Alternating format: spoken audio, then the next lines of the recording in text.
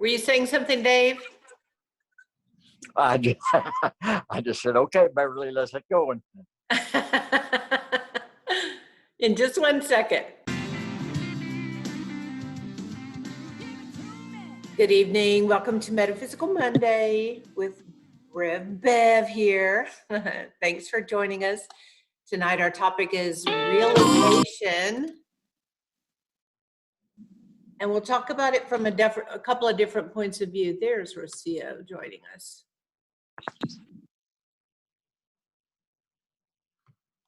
From the Webster or whatever dictionary online, from the secular definition of realization, it's an act of becoming fully aware of something as a fact. Synonyms are awareness, comprehension, recognition, discernment. A second definition is the fulfillment or achievement of something desired or anticipated. So you realize your heart's desire. But on a metaphysical level, from the revealing word, realization is the deeper inner conviction and assurance of the fulfillment of an ideal. It means at one-ment, atonement, often pronounced. Completion, perfection, wholeness, repose, resting in God. The realization of that which we call God. It's the dawning of truth in consciousness. When realization takes place, one abides in the light of God mind.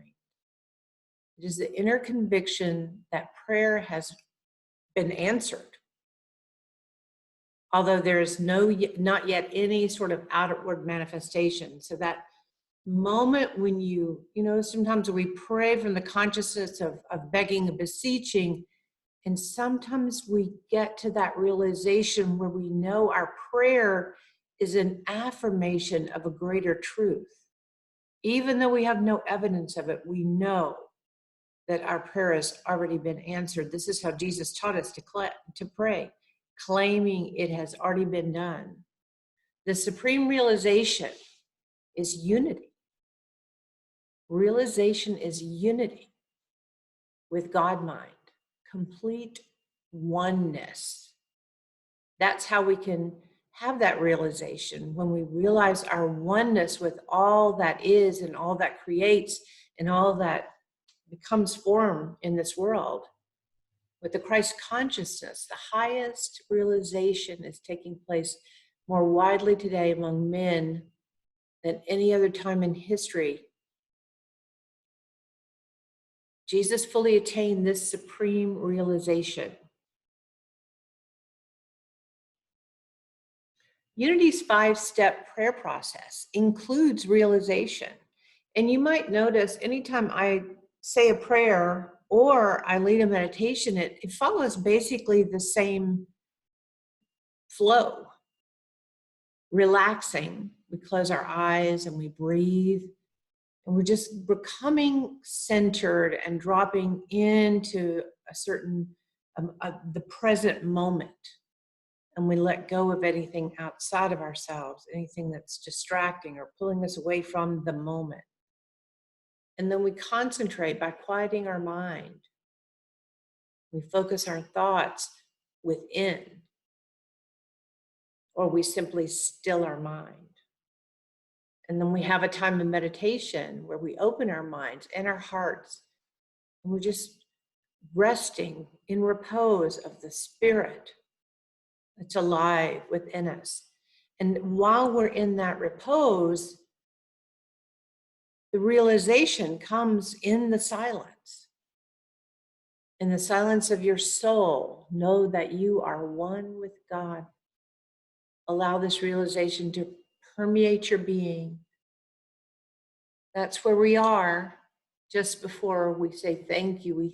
We say thank you because we know that when we quiet our mind and when we let go of distractions in the outer world, our prayers are answered. Prayers we don't even know we have. Our highest good is always coming manifest from this realm. In Jesus Christ Hill, Charles Fillmore wrote, God's man is hale, whole, hearty. This is truth. A spiritual realization is a realization of truth. A spiritual realization of health is the result of holding in consciousness a statement of health until the logic of the mind is satisfied and man receives the assurance that the fulfillment in the physical must follow. If you followed any of the work of Dr. Joe Dispenza, this is all what his work is about. He's written a number of books, Breaking the Habit of Being Yourself and Becoming Supernatural, because it's all about this power of the mind where he was completely paralyzed and had nothing to do but work with his mind and began to transform his body. And now he's physically able to do anything he needs to do, anything he wants to do. And he was told he would never walk, he would never move. He would be completely paraplegic all of the rest of his life.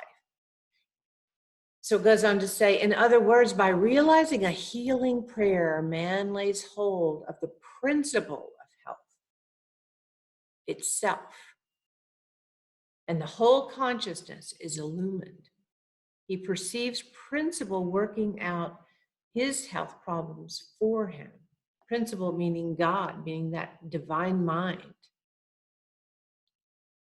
And the same writing goes on to say, much that is attributed to the subconscious mind, strictly speaking, springs from the all-knowing or spiritual mind.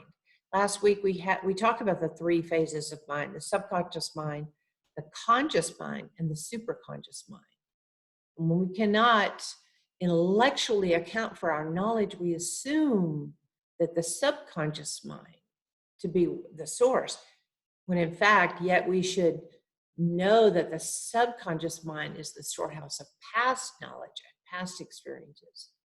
So it knows only what has filtered through the conscious mind. It cannot therefore be the source of knowledge except through reflection or memory. So your subconscious mind is limited to your own memory and your own experiences. It's the superconscious mind. It's that divine mind that holds that potential for the realization of perfect health and wellness and relationship and happiness and whatever it is that would make your life exactly what you've always dreamed it to be.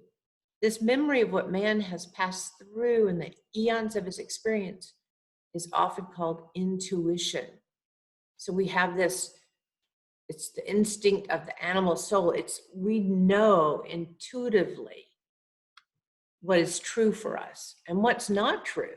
You know, there are often times when professionals might give you advice for something and you're like, no, that's not exactly what is going to work for me. And you know, on some level, it's not due to your conscious experience or learning. It's not due to your past memories and your subconscious mind. It's that divine mind guiding you to the right solution for you. So to a metaphysician, realization is the conviction that a person gets when he has persistently concentrated his attention on an ideal until he feels assured of the fulfillment of the ideal.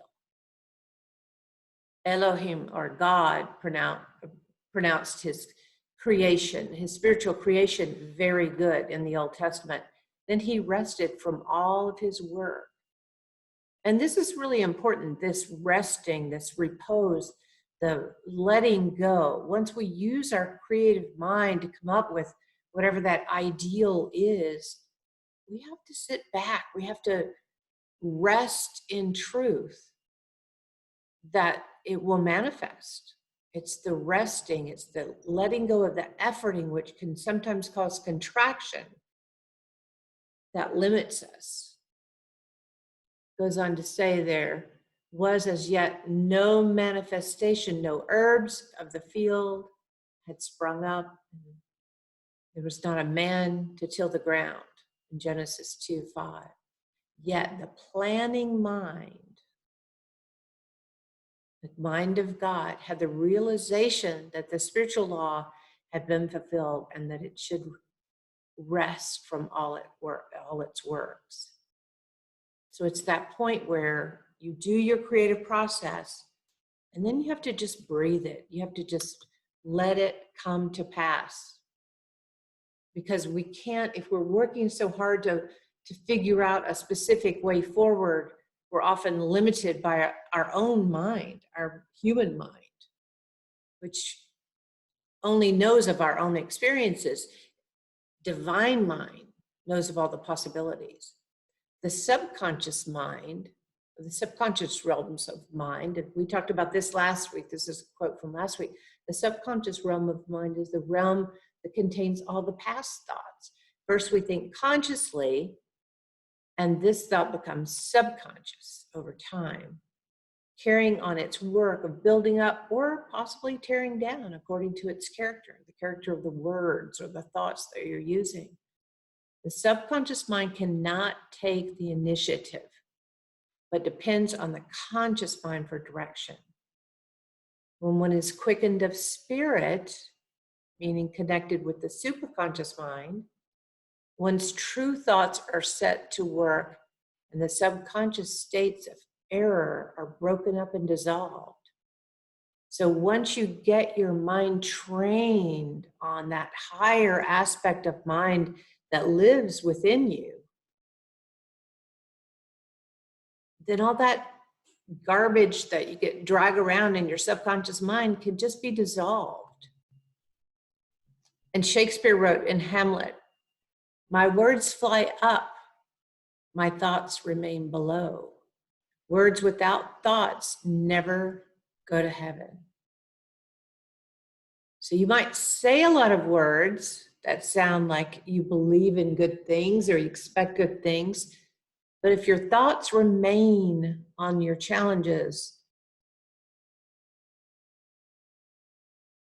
that's where your energy is, with your thoughts. So your thoughts and your words must be trained on the ideal.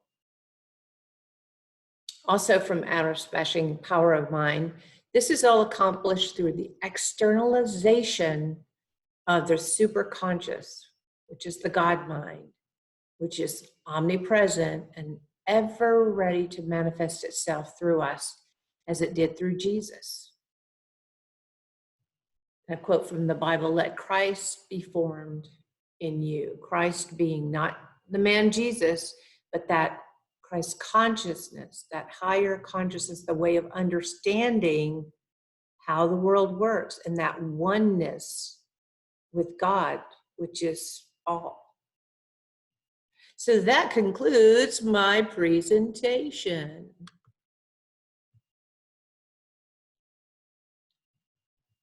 Anybody have a realization about realization? Let me unmute everyone.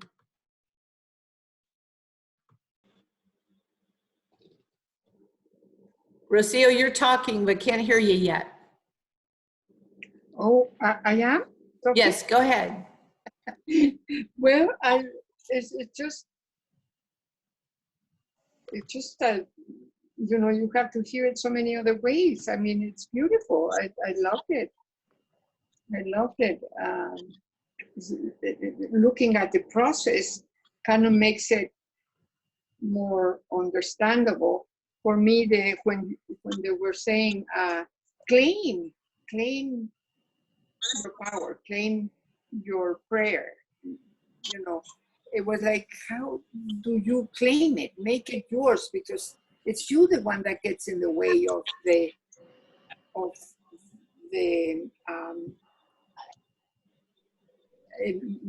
end result. You know, the prayer comes true, but how do you claim that? And I think you explained that there.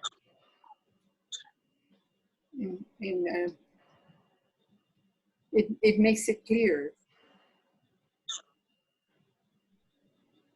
Good.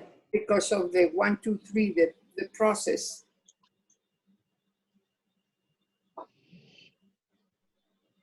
And prayer is a process. It's a process for changing our own mind. We're never changing the mind of God That's unchangeable. because there is no mind. You know, I mean, God is mind. You know, it's not like God doesn't have a mind. God is mind. God is God everything. is God is the collective mind. God is the unified mind, or the unified field, as the physicists call it. Yes.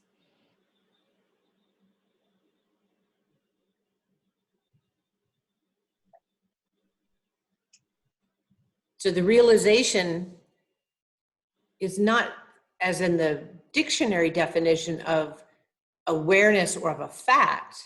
The realization is awareness of truth with a capital T. Yes. It's a much higher level. It's the all-encompassing truth. Yes.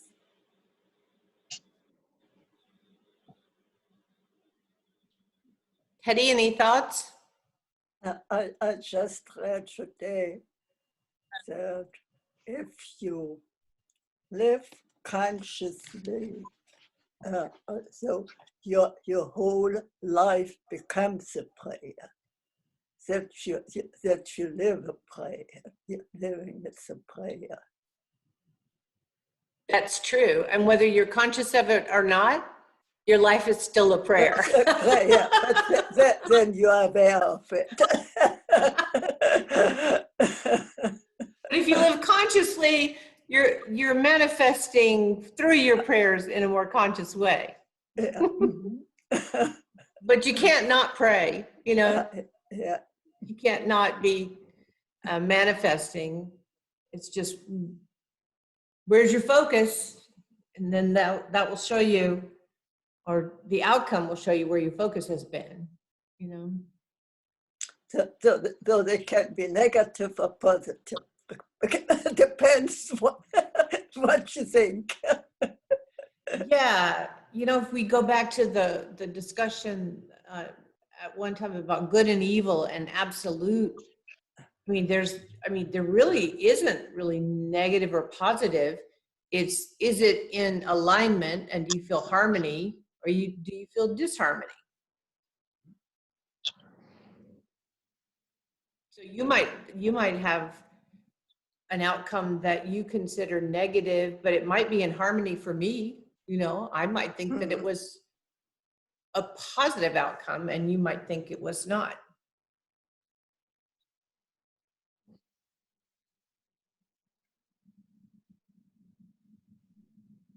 Mark, any thoughts?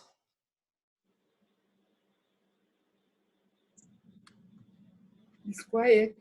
Yeah, it's muted. No, not really.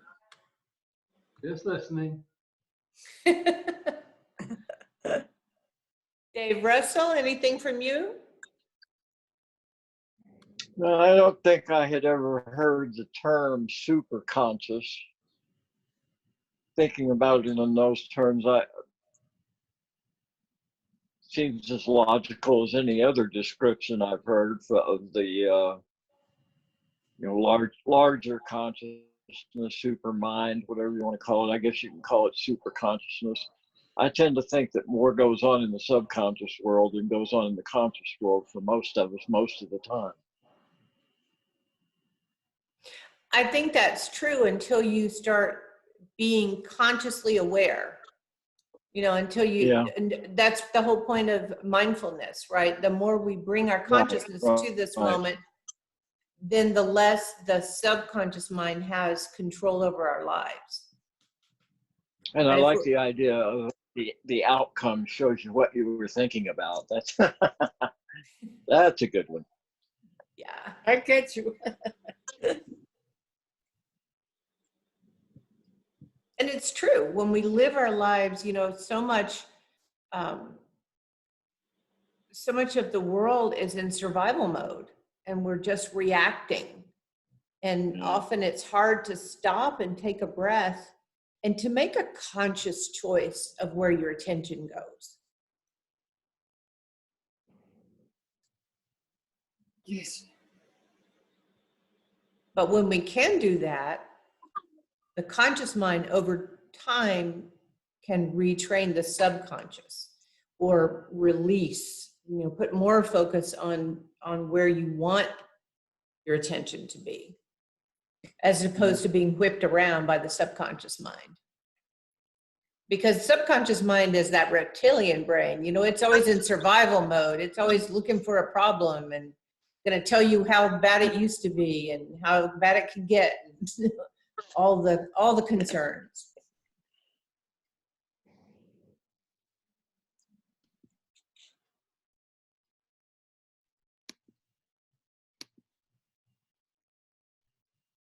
And yet it is in that subconscious mind is our wounded child.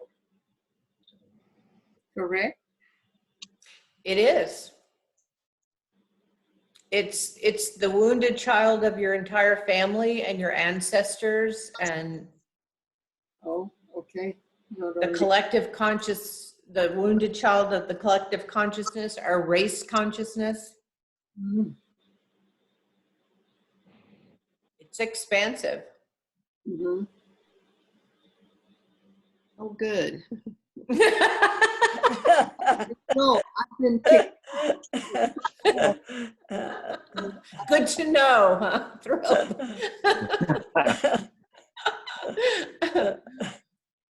Well, that's why, the present moment and just awareness is, that's the best tool we have. If you're in the present, you don't burn the beans. Is that why I burn my beans? Not in the present.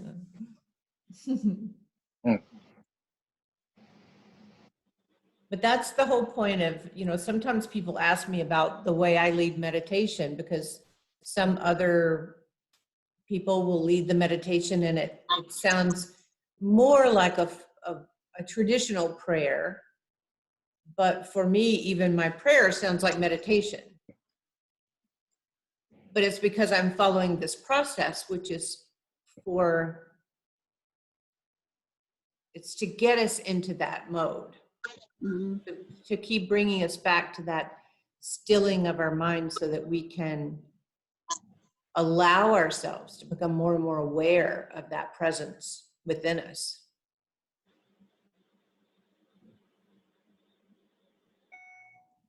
The more we can spend time in that awareness, the more that fills our consciousness, and we can keep coming back to it. Mm-hmm. And we stop giving so much control to the subconscious mind, which includes all that fun stuff that Sylvia is so thrilled about.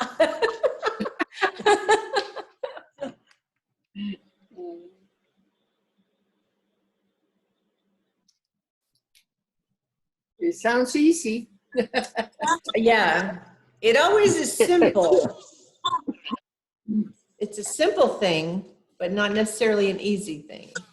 Yes. Yes. Agreed. It comes back to us being aware and making a choice. Becoming aware and making a choice.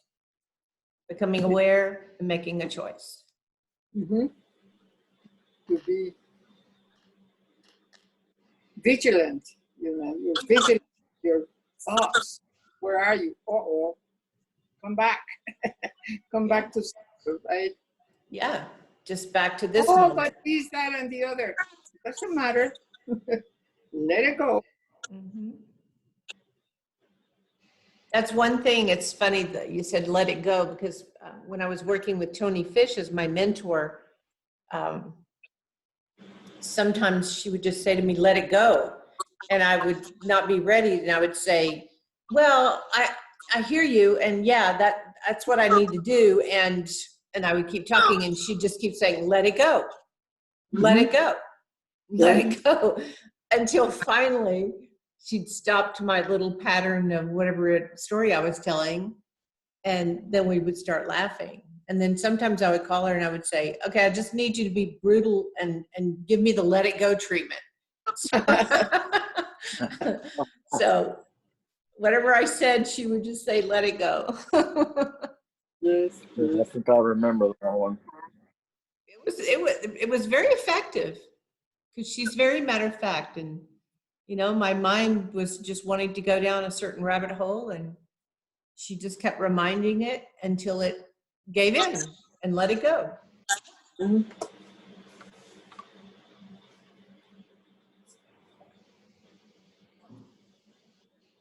But have you ever had, I'm sure everyone on this call has had a moment of realization where there's something you just know is true. And even though you can't see it, you can't reach out and put your hand on it, you just know that's your job, or that's your mate, or that's your answer, or that's your whatever. You're going to get the winning ticket in the drawing, or so, you know, just that moment of like, yeah, I just know that without any evidence. Yes, we have. Anything you want to share? Well,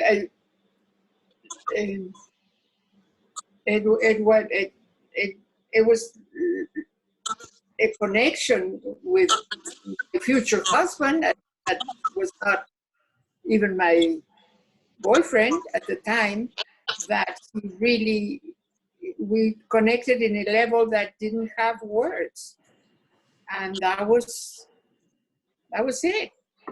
You know, it was, I've been married several times, but he was the one. He was the one that connected and was able to, you know, that moment where two people, that oneness of two people with no words and knowing very little about each other. It was a new friend, a new acquaintance, and we just coincided in that space and time. And what I mean, you know, life goes on, and you go into your unconscious mind, and I know what my part was in the relationship, because I had very low self-esteem, and I kind of put it myself down, and then there was no more. It was too easy. It was I don't know how to put it in words, but I diminished myself to a point where there was no interest, I presume. And it got dissolved. But I know that the connection at the beginning was perfect. So before you met, you were envisioning your mate?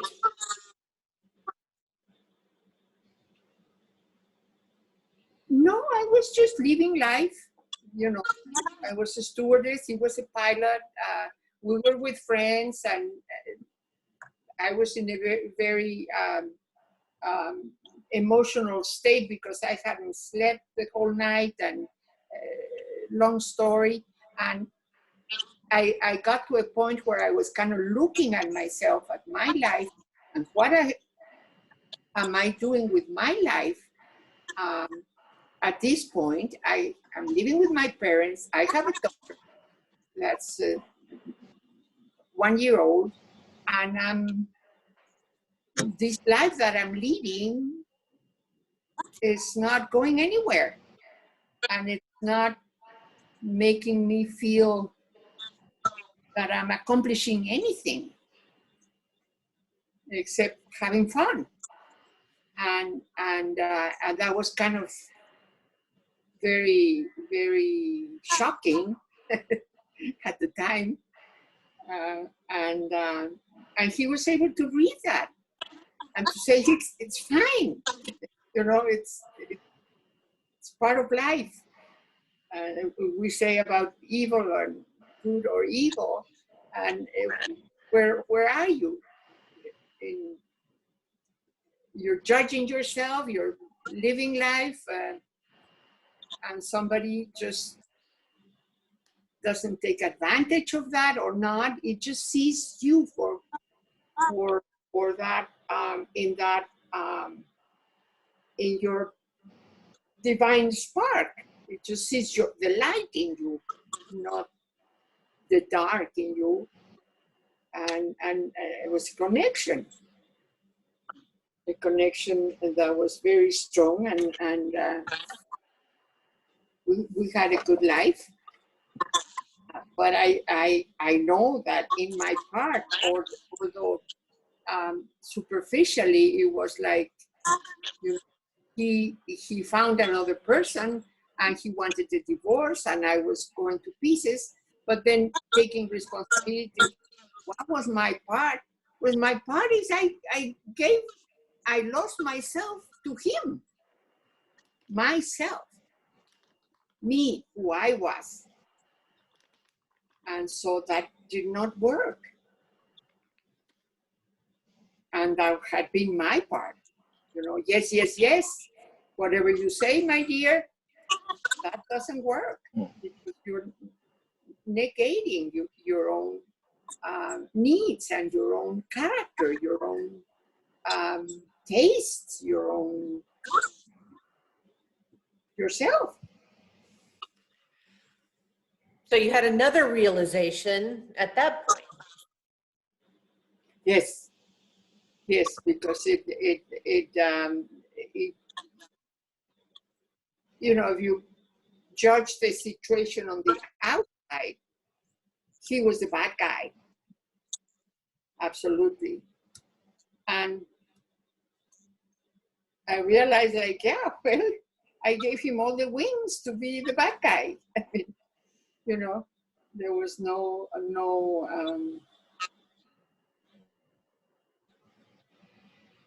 So these are good examples of the realization of the facts as we see them.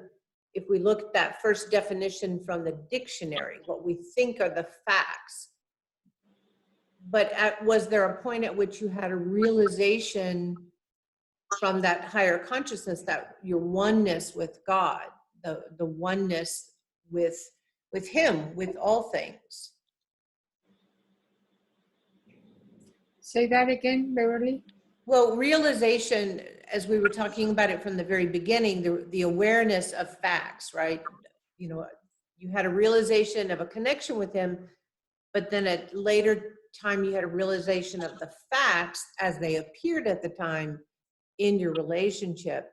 But the realization that we're talking about tonight from the metaphysical level is that oneness realization. And usually when we've gone through some trials and tribulations like this, we will actually end up feeling more of our oneness to something greater, because we think our oneness is in that human relationship, when our oneness is in the relationship with all. Yes.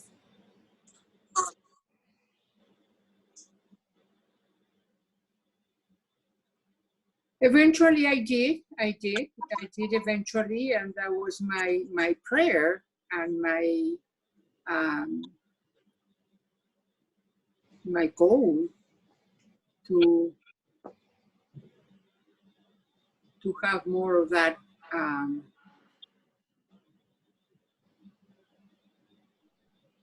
worth that I felt I didn't have. And I think that's part of of the human journey for all of us, right? There's a point, I think race consciousness, the collective, tells us that our value is exponentially higher if we have a mate, if we have some children, if we have all these things that add to our portfolio of being this well-rounded human being. So we're taught to sort of put our focus outwardly that way. And those things are wonderful compliments to oneness with the higher source. And I think what you were saying about you put your focus on what he wanted and yes to whatever he wanted. I don't think that that's totally a wrong thing to do if both people in the relationship are doing it. You know, I think if you're both looking at one another from that standpoint of how can I be of service, you know, like Jesus washing the feet of the disciples at Passover. It wasn't just a one-way relationship. They were taking care of him. He was also honoring them. So when our human relationships take on that divine nature, we truly are in oneness. Because oneness is not simply one with God, it's also one with the God that expresses as each other person, you know? Mm-hmm. It's not an esoteric idea. It's, you know, the God in Rocio and in Hetty and Mark and Gayleen and Sylvia and Ed and Mandy and Dave. It's the God expressing as all of us. In all of us, yes. Mm-hmm.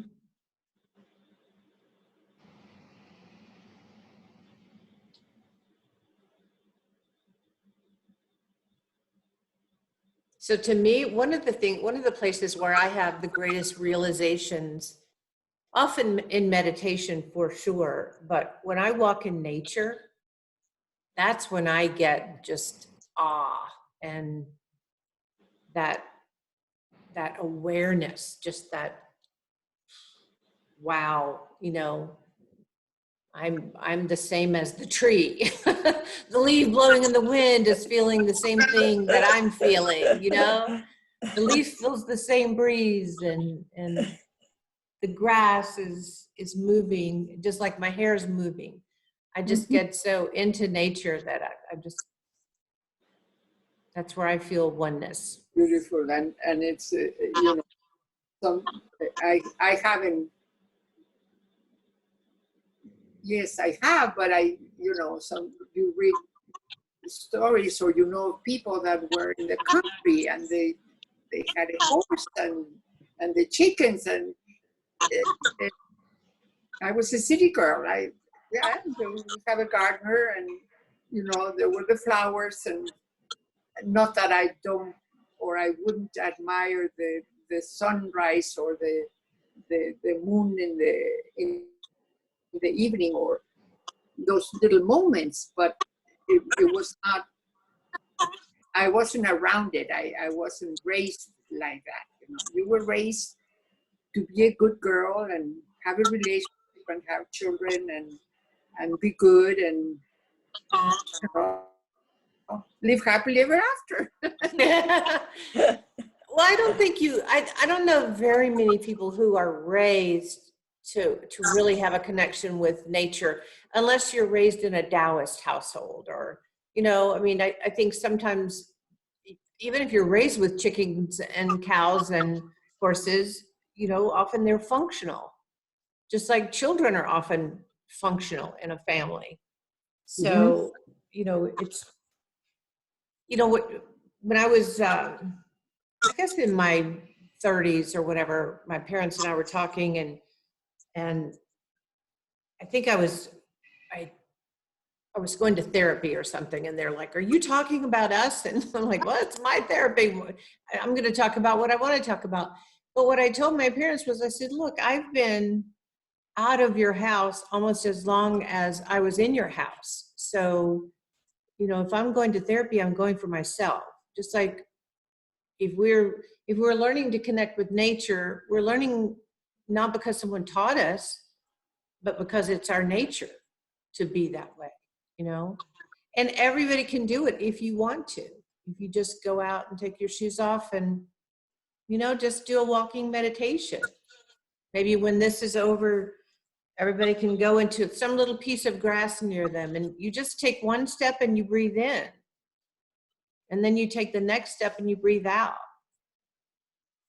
You take the next step and you breathe in, but you don't make your breath go to your walk. You make your walk move to your breath. Let's see. It really slows down your next step, and then you begin to feel every blade of grass on the bottom of your feet. And when you're breathing the next step, you feel every blade of grass as you lift your foot. And you start feeling the energy of the earth moving up through your feet and your ankles and your legs, and it begins to start energizing you. Yes. It's a beautiful way to have a meditation. I'm sorry? What did you That say? it's a beautiful way to experience a meditation with nature. It sounds like that, yes. I can Very sense grounding. it. You are, in my experience of already 80 some years searching and doing this, that, and the other, I think you have a very beautiful gift of leading, or maybe I'm right, I don't know, but it's just you. I love meditating with you. I love how you lead us. I love your voice, your whole thing is just perfect. It just quickens it for me. If I try to do it on my own, or even other people. Well, I think it's because I begin to meditate when I'm speaking to you. So I'm coming from a place of meditation when I'm leading meditation. So I'm inviting you. Yes, yes, yes. So Yeah. you really take us there, because you are Tatwamasi. Because whenever I've been in meditations with people who are not also meditating, I can feel the difference. You know, they might be leading it, but they're not meditating. So Yeah. I hear you. In that consciousness, because it exponentially together, it does expand. Yeah.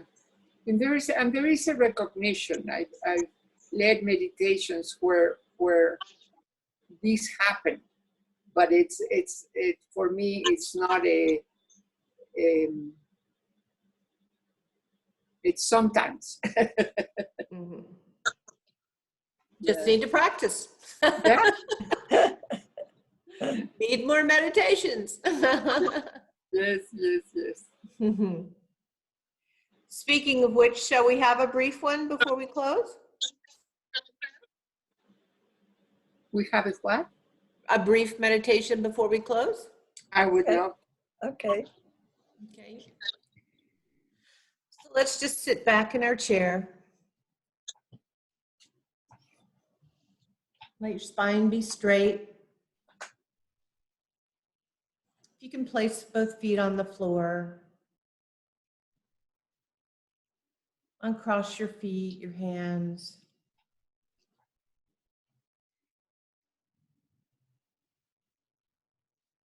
Just notice the weight of your body on the chair, on the bed, on the sofa, wherever it is that you're sitting at this moment. Just notice how it supports your body fully.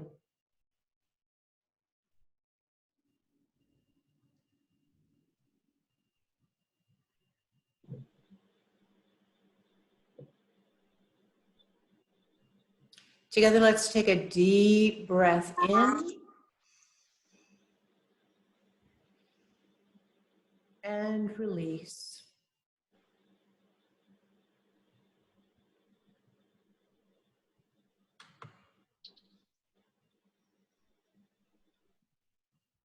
Another deep breath in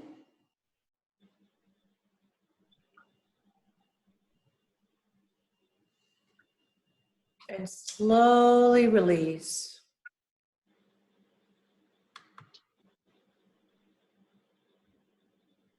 Just Just notice as you let that breath go, how your body just sinks into this moment.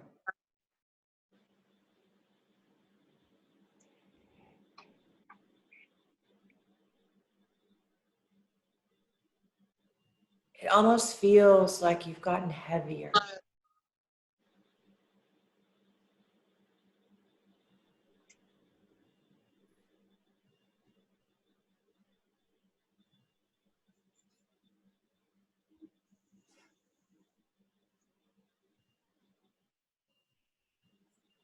Bring your attention to the tips of your toes.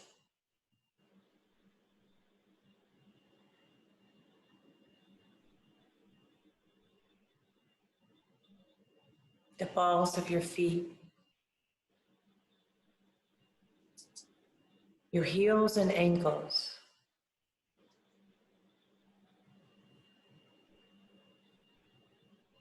Calves and knees.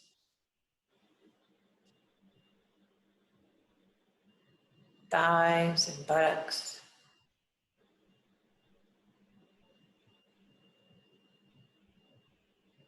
Your hips and waist.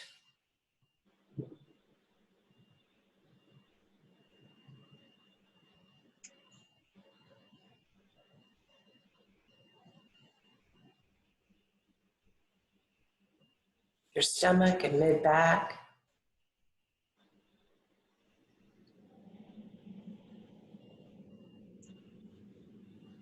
Your chest and shoulders.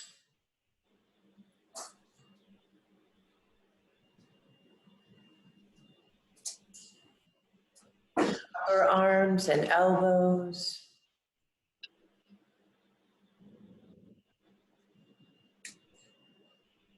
Forearms and wrists. Palms and fingers.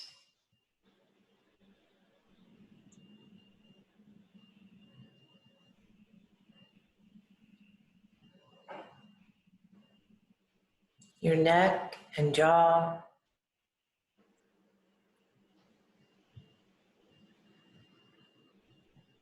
Your face, the crown of your head. And now the very top of your head.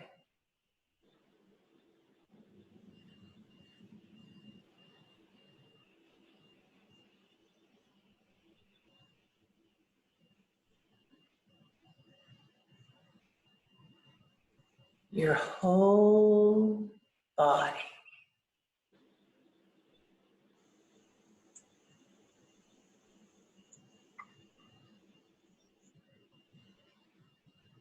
Your whole body.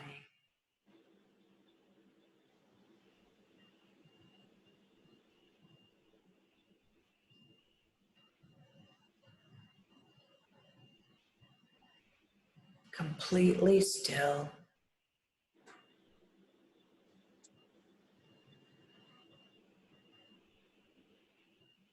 And waiting. Waiting for that awareness as we move into the silence.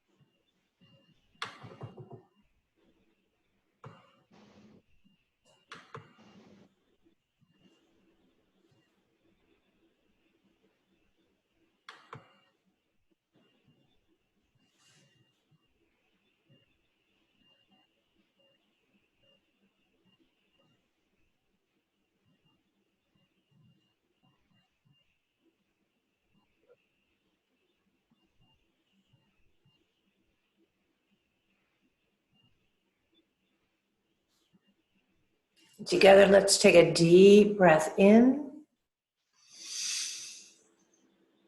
and release.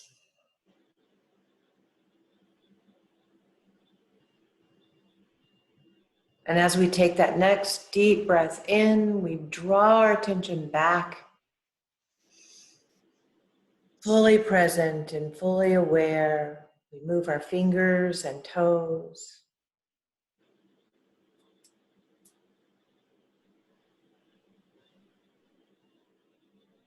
We just express our gratitude for that stillness that precedes the awareness,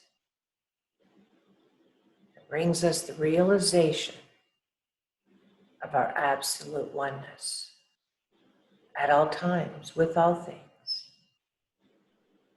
And for this, we say thank you, thank you, thank you.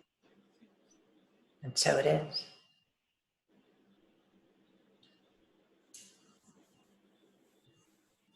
Thank you all for being here this evening. Namaste. Namaste. I love you. Have a good night. Yeah.